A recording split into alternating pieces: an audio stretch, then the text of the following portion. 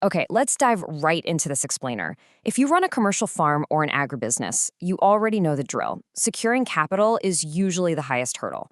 Well, we took this overwhelming 70-page government program guide and read it cover to cover, so, you don't have to. What we found is that it's actually your exact playbook for building a resilient farming business right here in Newfoundland and Labrador. Hidden in all that fine print of the Sustainable Canadian Agricultural Partnership is a totally clear path to some serious financial support. So let's decode it together. I've structured our time today into a pretty straightforward roadmap. We're going to cover the $42.64 million vision, the 6 specific funding programs, who is actually eligible, targeted initiatives, including Ralph, and finally, exactly how to access your share. Let's skip the bureaucratic jargon and just jump right in. Starting off with Section 1, the $42.64 million vision, and really, Newfoundland and Labrador's agricultural future.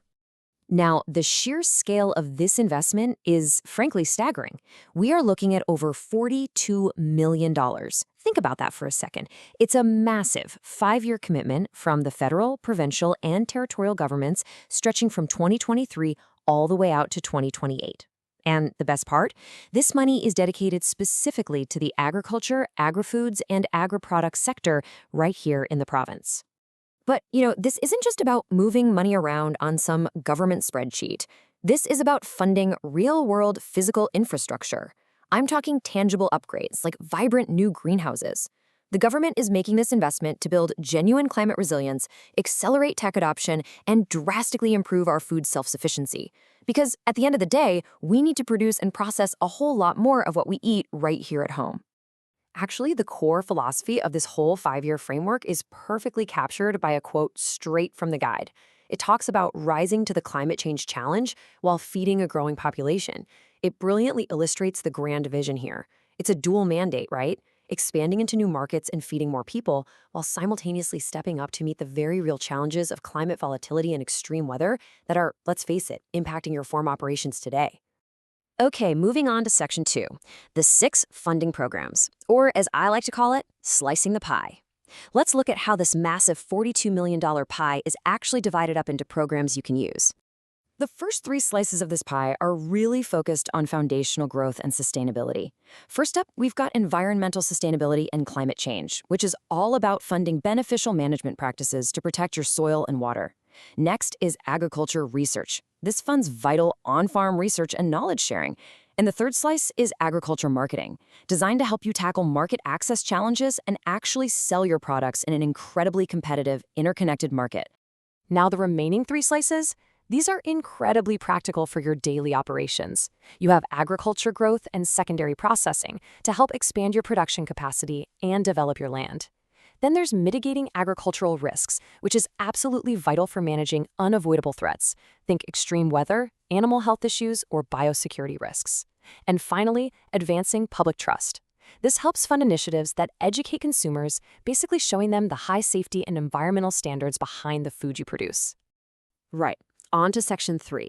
Who is eligible? Because now we need to figure out how you get your slice.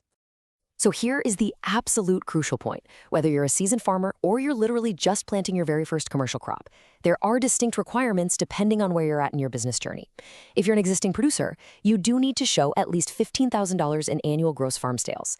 But if you're a new entrant, meaning you've been at this for less than 6 years, you actually don't have that sales requirement yet. You do, however, have to provide a solid business plan and prove you have some on-farm experience or agricultural training. And, crucially, pretty much everyone needs an up-to-date environmental farm plan to qualify for the whole shebang. Let's hit Section 4, Targeted Initiatives and RAUP. We're looking at specialized support here. Okay, so you are going to hear the term EG&S, or Ecological Goods and Services, a lot when you look into the Resilient Agricultural Landscape Program, usually just called RALTH for short. Think of EG&S as the public benefits that your private land provides. We're talking carbon sequestration, healthy soils, and protecting sensitive wildlife habitats. Through RALPH, the government essentially pays you acreage fees to adopt practices that provide these exact kinds of environmental benefits. And what's really fantastic here is that RALP funding is a completely separate pool of money from the main funding limits we just talked about. It offers over $737,000 annually to the sector, If you adopt practices like, say, rotational grazing or maintaining windbreaks, you enter into a 3-year land use agreement. And those acreage payments, they're released as a lump sum upfront to help you cover the ongoing maintenance costs of these practices. Pretty great, right? This program also includes some highly targeted, specialized initiatives to make sure no one is left behind. For Indigenous agricultural development, there's specific support to revitalize Indigenous food systems, and those projects might even qualify for higher funding levels and stacking limits, which is a real game changer. Then we have Northern agricultural development. This acknowledges the super unique geographic and economic challenges of farming up in Labrador. The government has guaranteed a minimum allocation of $500,000 every single year just to support food self-sufficiency in those northern communities. All right, bringing us to Section 5, Accessing Your Share. Let's talk about the funding caps. Because this right here is the ultimate payoff. As a for-profit applicant, and that means whether you are an individual, an agribusiness, or a corporation, you can qualify for up to $400,000 over the 5-year lifespan of this program. $400,000. And remember, for-profit applicants can be reimbursed for up to 75% of eligible expenses. That is up to $400,000 in non-repayable reimbursements to fundamentally upgrade your operation. That's a massive boost to grow your business. Now, the application pipeline is actually incredibly straightforward. First, make sure you have a Canadian Revenue Agency business number. Keep in mind that is a new requirement, along with your premises identification. Second, get that environmental farm plan or business plan updated and ready to go.